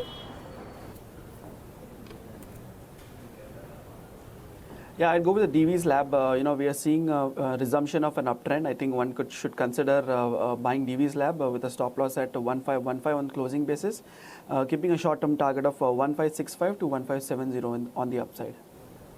Well, another API company, and the API stocks were very active in trade yesterday as well. Everything from a DV's to a Salora to a Heikel and a few others were up and about in trade. So let's wait and watch what happens to those stocks. But less than 15 seconds left for the markets to kickstart trade. Stay on, gentlemen. We'll just take in opening thoughts from you before we thank you. But we'll start off marginally in the green. Let's wait and watch if there is more in store, or do we succumb to a bit of selling pressure. Watch out for the Nifty Bank, could be a key index today. Starting off about 1/3%, the Nifty Bank too about 1/3%, but just about those levels. Early days as yet. Let's wait and watch what happens.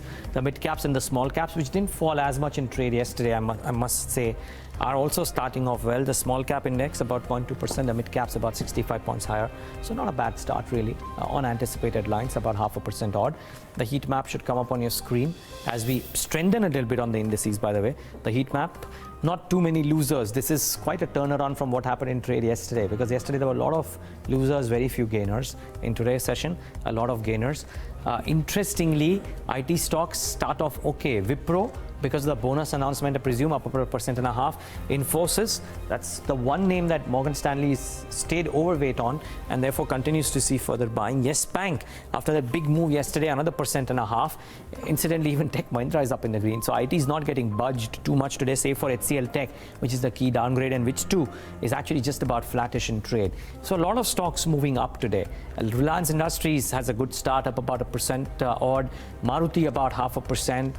BPHP obviously not doing all that badly, and Bajaj Finance about 0.6 or 0.7% as well. In the top 10 gainers now, Bajaj Finance. So interesting moves out here, but certainly seems to be that IT is the space which is actually doing well even in the session today. So interesting times, interesting start. Before we talk about the broader end of the spectrum, and Devina will do that, just want to mark a couple of trends. Some of them could be from the broader markets too, but I wanted to specifically look at the PSU banks and see how they have started off today. Lots of notes around them, Motilal Oswal in particular. Starting off well, some of these PSU stocks, PSU banking names today. OBC in particular, up about 0.5%. That's the larger one amongst the others, and starting off 0.5% higher. Okay, some newsmakers, some result reactions. Firstly, the newsmakers, Jet Airways continues to rise and shine. So after that 16% up move yesterday, on volumes which are high to up another 4%, and sadly for Avenue Supermart shareholders, the stock continues to grind lower. It's about 1.5% lower in trade after the 11.5% cut that we saw in trade yesterday. So not the best of starts for this one. Last but not the least, a couple of IT players. Like I said, HCL Tech was down, yes, but the big downgrades on Persistent and Mindtree haven't deterred these stocks. Maybe they're already close to the prices that Morgan Stanley has laid out, but they start off marginally in the red. In fact, Persistent now marginally in the green. So, well, interesting reactions for most, except for the newsmakers yesterday, Devina. The others aren't quite exactly playing as per script. Yeah, but we have a few regular features amongst the gainers. So one being Praj Industries, and that stock, heavy 30% in the last 7 days, continues to gain weight. 2.5% higher now for Praj Industries in today's session as well. Indiabulls Ventures, we were talking about that one, and the kind of earnings performance, and the stock's up 5%. 406 on Indiabulls Ventures.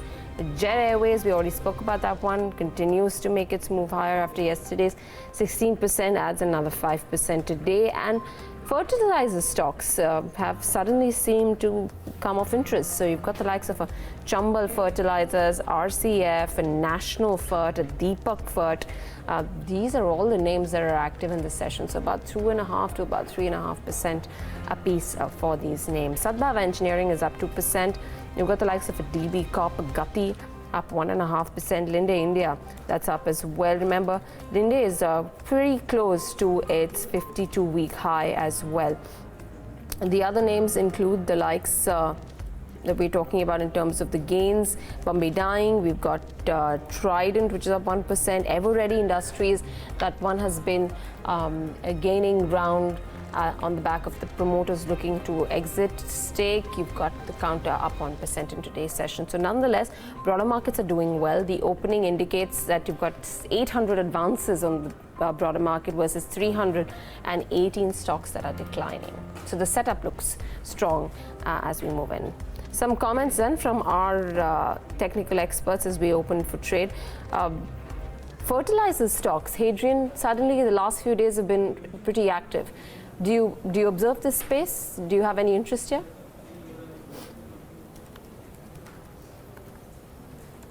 Yeah, absolutely. RCF is a stock, that's really looking interesting. We have seen 2 days of downfall in RCF. I think RCF is again finding support at its 100-day moving average. It would be better to get a stock that is corrected a bit in the past 2 days rather than buying something at its high. So I think one can consider going long in RCF around 60, 64 levels, keeping a stop loss around 58 and playing for a target of 68 to 70 in the near term. Now, why 68 to 70? Because that's the long-term 200-day moving average resistance area where RCF would find a lot of sellers coming in. So one could consider booking profits around the 68 to 70 levels in the near term. Okay. Let's take a look at Yes Bank now above 200. 3% higher right now. Infosys has moved up 1%. RIL also is up 1%. 1100 on RIL. Amit, any call on this one? Well, I would be bad on this counter on every decline. Now, stop loss from a positional perspective is at a 1050, and we are expecting a target of 1250 plus from a 1 month perspective. So, in the short term, 3% plus minus range, we are avoiding to trade onto that, but on any decline, we would buy with a stop of 1050. Okay. Amit as well as Hadrien, thank you so much, gentlemen, for joining in today and giving us that perspective. I know we visited Yes Bank once already, Mayuresh, but to you now, with the change of guard looking imminent, what would your stance be on this one? As I said, Neeraj, I think we are still continuing holding on. There are inherent trends in terms of the financial performance, specifically in terms of PCR moving higher, what happens in terms of capital raising, as I've discussed earlier.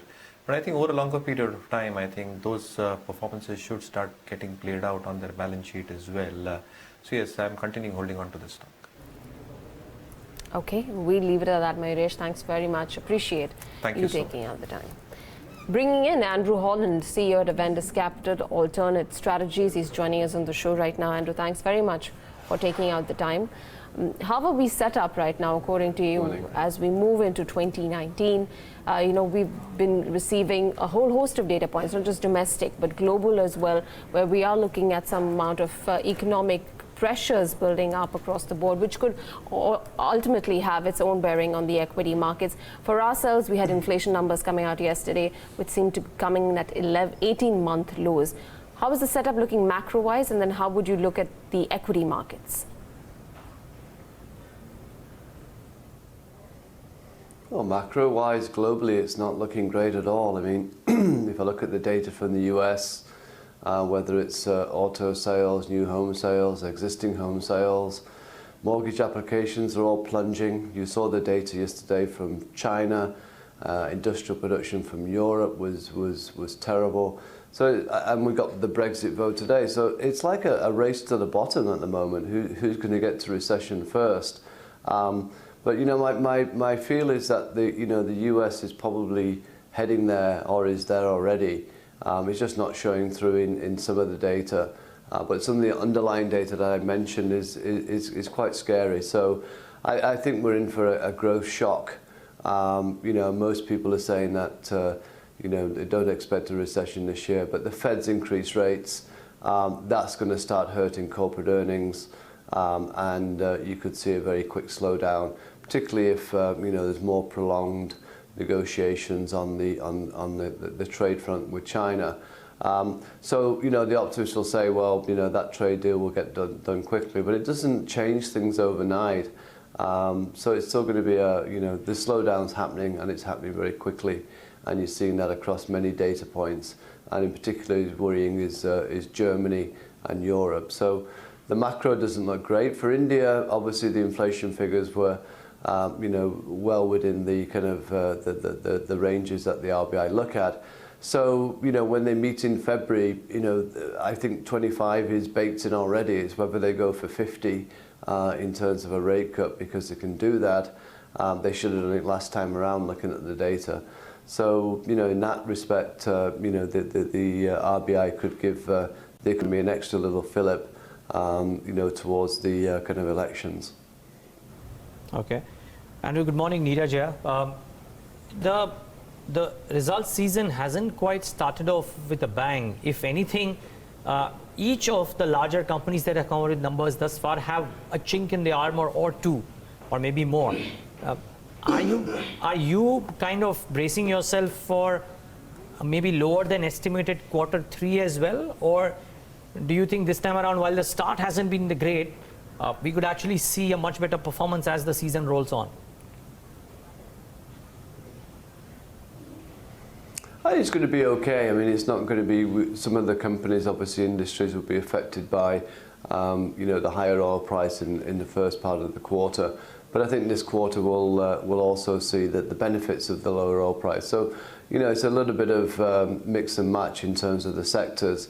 But overall, I think earnings is still going to be anywhere between 10 to 15% growth for this year. So I'm not particularly worried. That's well within our kind of expectations. I think the problem is that, again, we started the year with most expectations being that 20 to 25%, which was never going to be met. So there's where the disappointment is. But I think it's going to be okay. Okay. Let's certainly hope for that. What's also been in the thick of action, Andrew, the last few days has been IT. Now, primarily, yes, because of the two numbers that have come out and how contrarian the outlook seemed to be, and then the Wipro bonus announcement notwithstanding. But brokerages now, by and large, are coming out and downgrading their estimates. Morgan Stanley was a case in point today. A smaller one, Nirmal Bang, did it about 15 days back. A couple of others informally have said that even though IT stocks have corrected quite a bit, they're not quite seeing them bounce back with the same fervor as they have done in the past. What is your stance here? Are you buying into the, not distress really, but the correction that we've seen, or are you staying out?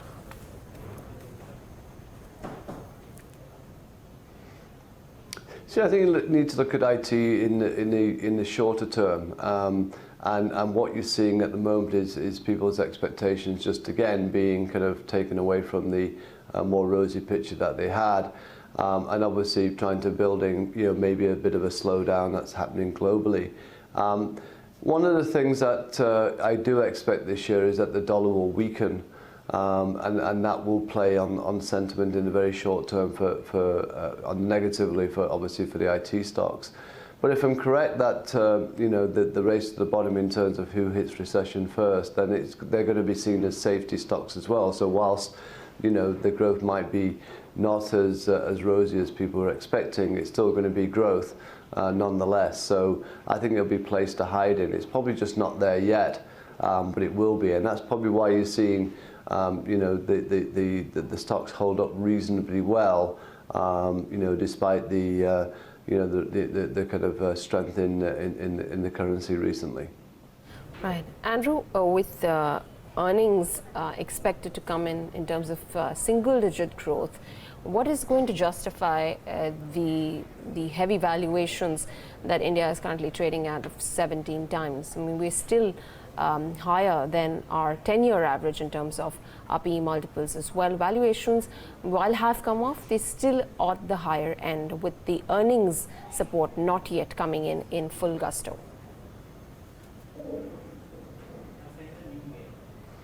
Yeah, see, I think you've got to look at it relatively to elsewhere, and if the world is going to slow down considerably, then obviously a lot of the emerging markets, which are exporters, are going to feel the pain even more than India. So it's all relative. If India is growing at 7.5% GDP growth and earnings are anywhere between 10 to 15% growth, which we expect, then that's going to be seen as one of the better performing in terms of both earnings. So you're going to pay a premium for that in a globally kind of challenged economy and earnings. So we're just at the beginning of this. And don't forget that India itself was one of the better performing markets last year. So whilst it's underperforming at the moment, that's it's nothing to be surprised about. There are cheaper markets out there, but I think once we start to see some of this turmoil unfold in terms of global economy, then India will be seen as a safe haven, and I think that's what you got to think about. And don't forget that when you look at what's the drivers of our index, it's going to be your FMCG, your private banks, which are all highly rated companies, and rightly so. So that's what's keeping the ratings high. I think below the index, valuations are looking a lot more interesting.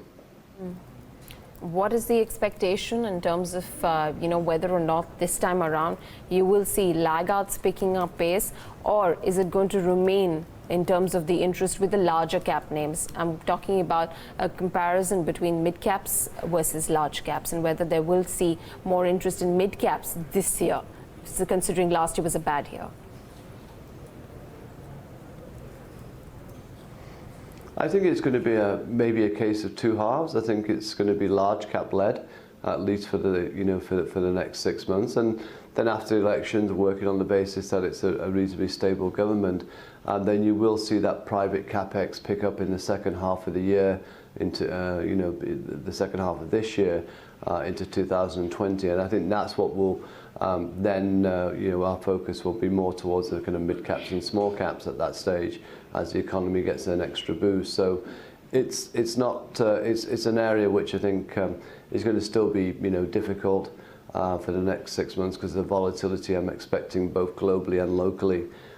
So mid caps and small caps I think will be avoided by most investors, and really just see what I think is going to happen is I think there's a developed market problem in terms of the global kind of economic outlook. And that will throw you opportunities in our markets, because we'll get hit along with every other market, and that's where you're going to find the opportunities in some of the large caps. And I think if you can keep your powder dry and wait for some of those opportunities, you're going to get plenty of them in the next 3 months. Andrew, just wondering there is not a rule out here, but just wondering what's the quantum of cash that you reckon you could be sitting on, if not now, then maybe 1 month, 1.5 months down the line? Would it be higher than average? No, I think we'll look to see what we need to do. Markets have quietened down from their kind of December kind of turmoil globally as well. So I said, I think what we're going to do is look to see those opportunities, and we're going to be provided plenty of them to pick up individual stocks. So I think the index is not going to be your right barometer. I think it's going to be the underlying sectors and companies, which is going to be where you're going to make some money. And I think the private banking space is very interesting at the moment. I think Axis Bank seem to be making quite a lot of heavyweight appointments, which is bolstering their management team, and I'm sure that whoever takes over at Yes Bank might well do the same. So you're seeing a lot of changes in the banking space at the moment, which are more positive, and again I think that will help lead the banking index higher going forward. Fair call. Andrew, we'll leave it in that. Thanks so much for taking the time out and being with us today and giving us your thoughts. Really appreciate your time. That's the view from Andrew Holland of Avendus. By the way, Reliance is the top gainer on the index. There's a CLSA note that has come out which speak about how mammoth an opportunity exists for Reliance Industries. It's amongst the top buys. I believe that's what's doing the rounds. But maybe that is one reason why the stock price of Reliance is up about a couple of percentage points. So good going there. There is strength in Zee ahead of its numbers. It's the fourth best performing stock, and Yes Bank continues to rise and shine about a couple of percentage points as well. So good going, but Reliance Industries it is, which I believe is, in a manner of speaking, single-handedly propelling the index higher. If you can get the contributors list up on the screen, I have no doubts that Reliance will be right up there. Maybe certain IT names could be following, but I reckon Reliance Industries, which should essentially be doing really well for itself in terms of the contribution to the index. No losers, and Reliance right up there, 19 points out of the 83, and then IT like Infosys and TCS too giving some company, but the big boy certainly in favor. And when you have these heavyweights, HDFC Bank, TCS, Reliance doing well, difficult for the index to really come off. The only surprise though, Devina, is that Nifty Bank is not the one propelling. I would have thought that because of the CPI numbers, Nifty Bank would have done that. It's not the not Nifty propelling, Bank. but it's supporting. It's supporting. Yeah, so it's up about 0.5% for the bank Nifty as well, about 146 odd points. And that's also primarily on the back of some of these larger banks doing well. We're going to take a very short break, but on the other side of that break, Zerodha has replaced ICICI Securities as India's largest broker. We talked to the founder, Nithin Kamath, about the success mantra. And speak with aviation expert Jitender Bhargava about the cash crunch at Jet Airways and the possible way out.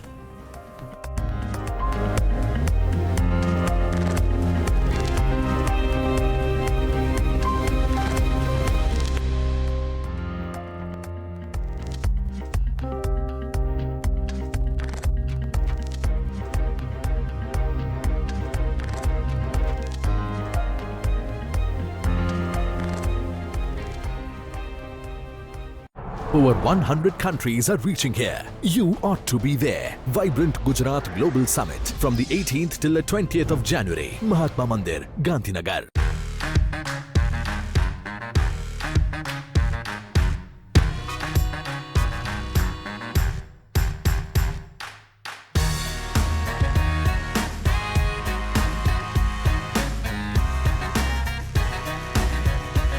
Anything and everything about your investments. We're just a touch away. Monday to Friday at 12:30 p.m. only on Bloomberg Quint.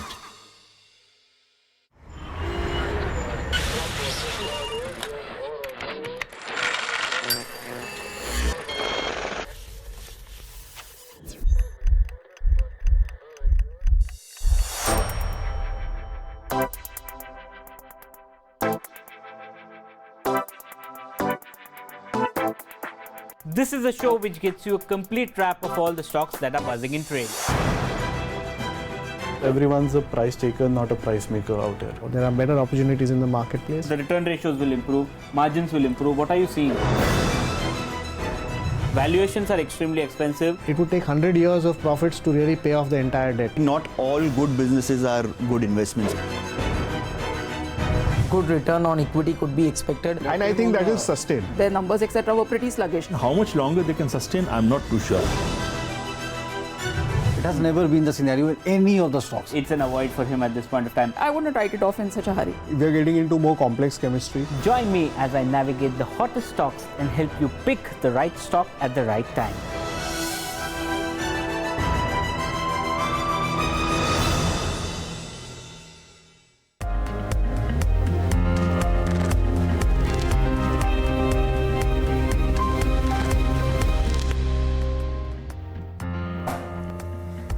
Back with Indian Open right here on Bloomberg Quint.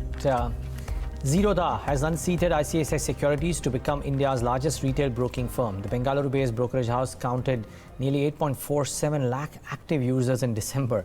Competitive pricing has helped this firm take on heavyweights like ICICI Securities and HDFC Securities over the last few years. But is this move sustainable? Is this model sustainable over the long run? Let's talk to the man in charge at Zerodha, Nithin Kamath. He joins us right now on the show. Nithin, good having you. Thanks so much for joining in. Neeraj here. Good morning. And congratulations. You obviously are doing a lot of things right.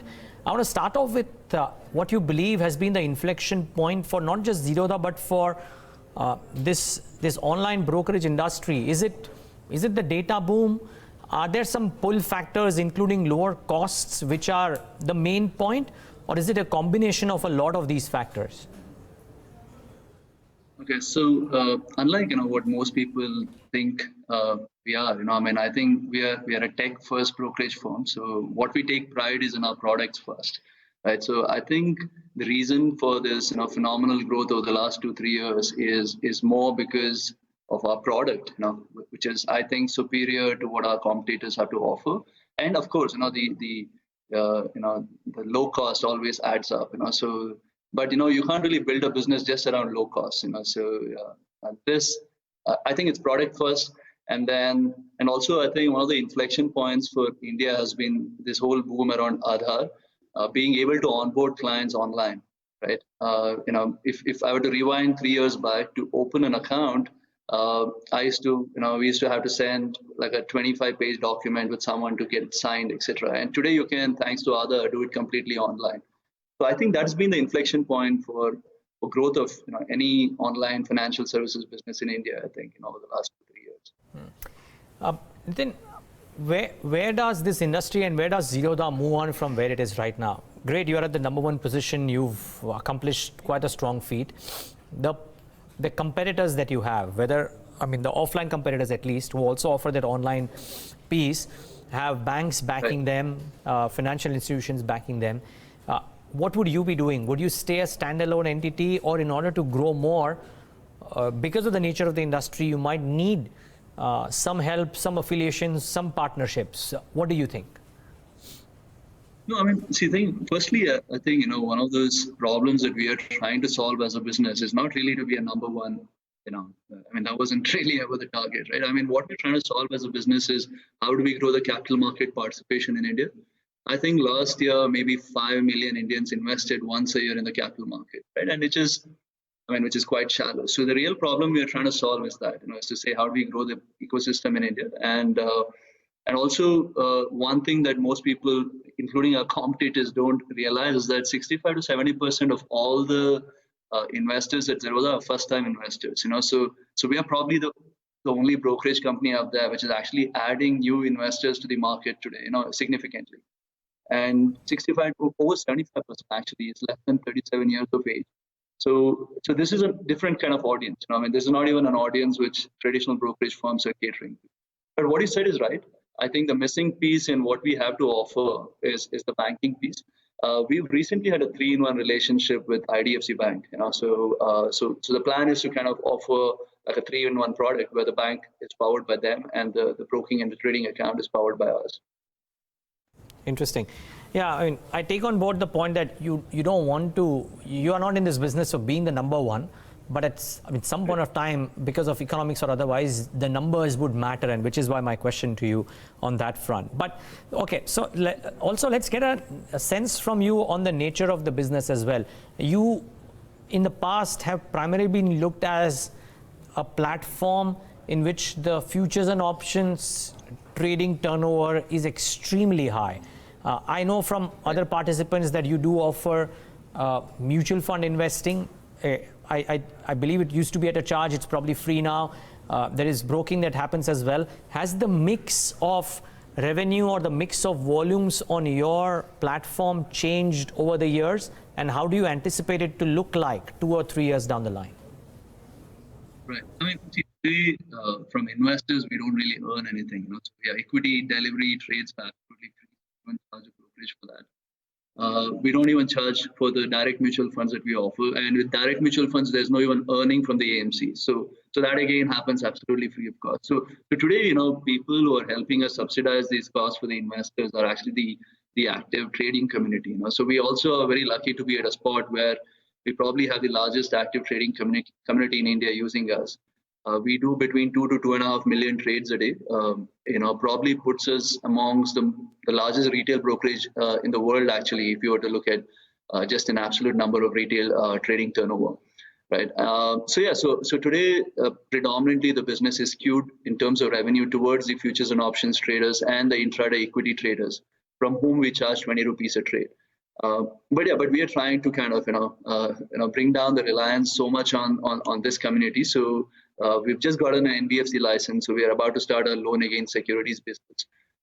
We have also, through, I don't know how many know this, but we run an incubator called Rain Matter, where what we've done is we opened up APIs to every aspect of building like a trading platform. And we've invited startups to come build on top of us and build niche platforms that can potentially get new first-time investors to the market.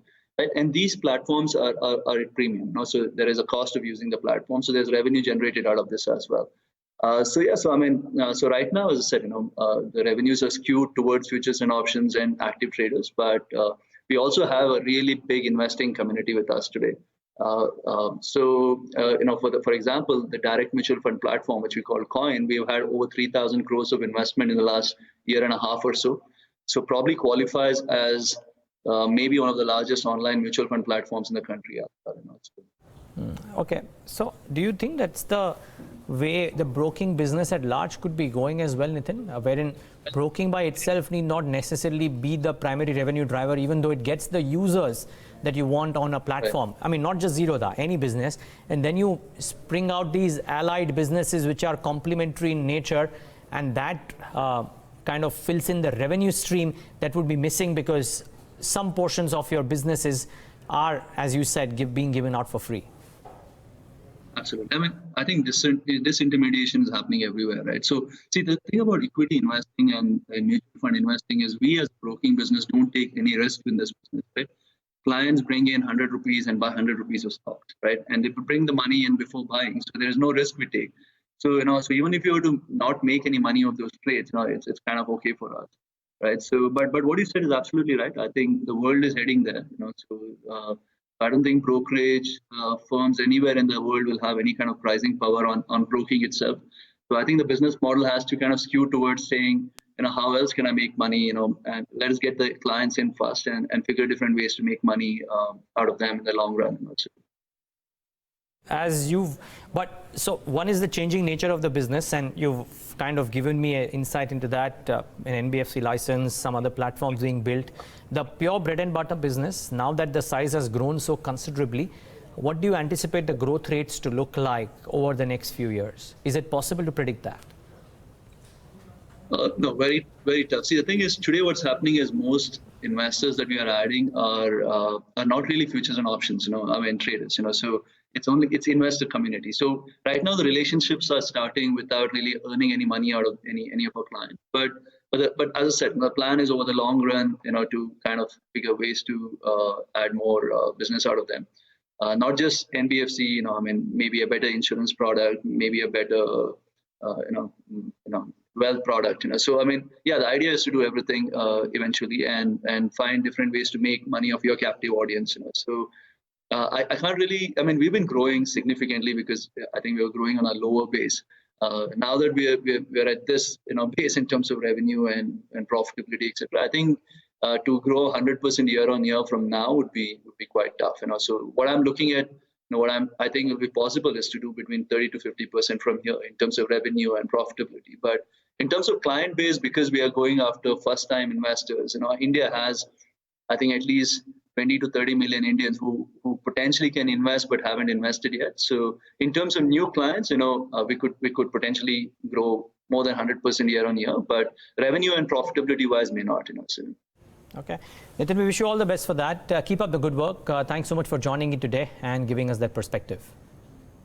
Thanks a lot. Yes. Bye. That's Zerodha for you, the largest online broker, the largest broker per se. All right, let's shift focus then and talk about what's happening to debt-ridden Jet Airways as the deadline looms in for Jet Airways to come up with a revival plan. Promoter Naresh Goyal may be out of options other than to give up control. Whether it's Etihad pumping in money, Tata Group making an investment, or creditors agreeing to restructure loans, reports suggest that Naresh Goyal will have to give up control of the airline he built. Let's discuss the crisis at Jet Airways and the possible way out for the company with Jitender Bhargava, aviation sector expert and a former executive director of Air India. Mr. Bhargava, thanks very much for taking out the time and speaking with us. While there are talks of just about 1 month worth of cash left with the airline, they're really running out of options right now. A lot of different options being spoken about in media circles, whether it be Etihad picking up further stake, whether it be the interest coming back from the Tata Group, whether it be some of its bigger lenders restructuring loans. What are the options now for Jet Airways, and how do you see this entire situation playing out for the company? See, one is to look at the total Indian market dynamics, and second is to look at Jet Airways in specific. First, the market dynamics. Our market dynamics are that we are a very high cost-sensitive market, price-sensitive market, where people have been going to the low-cost budget carriers rather than patronizing Jet Airways, Air India, Vistara, And even when they're patronizing, these airlines are offering absolutely low fares, which do not recover the cost of producing a seat. So if you just keep doing it for a long period, and with rupee appreciation, ATF prices having gone up in the recent past significantly, there was no way that these airlines could have generated surplus. So the writing was on the wall. Now, what was surprising was, having worked in Air India, I looked at the slow pace of government decision making, but I found even Jet Airways was not taking decisions the pace it should have taken. If you recall, in July, August, the board had taken note of it, or they had moved out a circular to the employees that there will be a salary cut because the airline cannot afford it. So the writing was on the wall 6 months ago, but they could not take hard decisions because the employees protested. With the result, they continued. Then they started exploring, how do you get in more money? Now, the options were very clearly, Etihad has 24% equity, let's source them. Now, they would have done it willingly and gone up to 49%, as is allowed under the rules, but the kind of relationship that they had wasn't all that smooth. If you recall, in 2013, when they put in the money, they had posted a lot of people in senior management positions in Jet Airways. But when the ATF prices were low and Indian market was growing at 20% plus, Jet Airways started generating profit, and that was the time when a lot of these Etihad executives were sent back. Now, I'm sure that would have hurt Etihad at that time, that why are they being treated in this manner? They went on to Tata's, exploring a possible stake sale to them, but it was very unlikely that Tata's would patronize it, for the simple reason, if you recall the history, that when Tata Singapore Airlines in 2000 were wanting to acquire 40% equity in Air India, one person who managed to get it derailed at that time was Naresh Goyal. So I don't think Tata would have forgiven them, because they have had some kind of an association. As we all know, they were the founders of Air India, wanted to get into aviation industry, but they could not do. Right. Now, Naresh Goyal has been left with very little option that way. Yeah. So this is why these tough conditions have come in, and because of the Kingfisher example, banks are unlikely to give loans readily to any airline, and this government at least is not forcing the banks to say, okay, patronize it and you'll get your money, etc., etc. Right. So with the result, the options being few, now the tough conditions have to come in. Now it's regrettable that a person who founded a carrier, nurtured it, will have to go, because you cannot be running the Jet Airways as a one-man unit. Yep. It has to be a professionally managed thing. Yeah. One may say, okay, you have a private sector board, private ownership, Right. professional management, but we all know at the back of it that it's been run as a one-man show. Right. So if lenders would have money, if Etihad is to put in more money, there will be tough conditions, and they've naturally put it. Right. Mr. Bhargav, just to come in, as from a perspective of what, as for the company, will stand to be the most beneficial deal. Obviously, we are leaving aside the fact that Mr. Goyal, has to be out of the equation. But just for the fact, if you look at the idea of Tata Group taking on, picking up stake. For them, operations with Vistara itself have been questionable. They've not been very profitable with handling of Vistara. So if they actually go ahead and take on Jet, will that operationally prove to be better? Will things improve from there on or no? Versus if Etihad were to take control. And then again, if it's just a matter of debt restructuring that the lenders do. Within these three scenarios, what actually works better from a company point of view? You see, as of now, I would say Etihad putting in more money is the most plausible answer to Jet's current problem. Tata would have willingly taken over had the ethics part of it wouldn't be wouldn't have been a hurdle kind of a thing. We all know that sourcing of Jet Airways has been a little suspect. Now, would Tata try and answer those queries later? No, I don't think so. Vistara is not doing well. Nobody denies it. As I said earlier in my comments, that all the full service carriers are paying a price because Indian market is unwilling to pay them the cost of producing a seat with the meals and other benefits included. Most Jet Airways, Air India, Vistara fares on most sectors are just matching that of Indigo and SpiceJet. They're not being able to command a premium because the market is willing. So if you look at all these factors, it's a tough proposition for anyone to exist.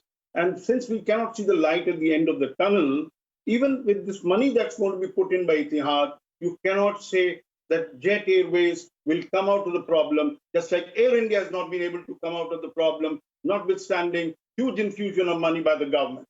So there is a problem on hand, and it's the market dynamics that need to be corrected. But it cannot be corrected for the simple reason 1,000 aircraft are on order. These aircraft will be inducted, and each airline is wanting to protect its market share at the expense of profitability. It's a lucky sign for us, I would say, the Indian aviation industry, that rupee is no longer depreciating. ATF prices are virtually stabilized kind of a thing. So it has given some reprieve. So we can look forward that in the third quarter of this current fiscal, airlines will not make the kind of losses that they reported in the second quarter. Right. Mr. Bhargava, is this, while you already alluded to the fact that it is probably an industry-specific issue and not a company-specific issue to that big an extent. I mean, if you look at, the burden that's being faced by most of these airline companies, for India itself, our taxes are one of the highest as compared to the rest of Asia, which is why you are seeing the kind of bleed on the cash flows for most of the airline companies hereabout. For Jet Airways in particular, I mean, ridden with debt of closer to about 8,500 odd crores, while we are looking at these options right now, on an operational basis, do you see the pressure continuing even in the future once we have this deal out of the way? We have very often blamed the government taxes. There's no denying their taxes on tickets and the kind of fare that an airline collects from a passenger. Not all of it goes to an airline. There are a whole lot of taxes that are taken by the government or the airport and other charges that are levied. So one, as I said earlier, the market dynamics need to be corrected. But the reality is also that this is common to all carriers. So there are operational issues. If Indigo can run a fine product, command kind of a premium what a full service carrier is offering in the market, there is no reason why you cannot upgrade the product. But what happens in the aviation industry is that when you start losing money, you start cutting corners. It further compromises your product. Can we say with some kind of confidence that Jet Airways is offering as good a product today as it was offering 5-10 years ago? The answer is clearly no. They have made compromises on the way. It's no longer the number one airline of the country to say that I am best in the SSC. Vistara's product is far superior. As far as the market share is concerned, Indigo is streets ahead of Jet Airways. So it has lost in the last 10 years. It hasn't been able to keep up the pace of growth or profitability. So as a consequence of it, it has been pushed to the wall wherein it has no choice but to get funds with conditions attached. And with conditions attached when they're coming, naturally Jet Airways is going to be paying a huge price for it. All right. Mr. Bhargava, we're running out of time on this conversation, but thank you so very much for taking out the time and speaking to us this morning. That's industry expert Jitender Bhargava talking about he actually said that the best option right now for Jet Airways would be if Etihad increases its stake, because if the interest of Tata Group comes back in, we've seen that Vistara is not a big game changer. They've not been able to manage Vistara too well so far. So if they get the added if they take on the additional responsibility of Jet Airways, how does that play out for them? His view for sure. Yeah. Let's wait and watch what happens. It's a developing story and something that will keep the interest of all stakeholders active. But afraid we're out of time completely on this leg of Indian Open. The market's very robust, though. They've been up about 1% higher. And I'm sure the FNO show will take forward all of that action. So do stay tuned to Bloomberg Quint Live. Thanks so much for watching this leg of Indian Open.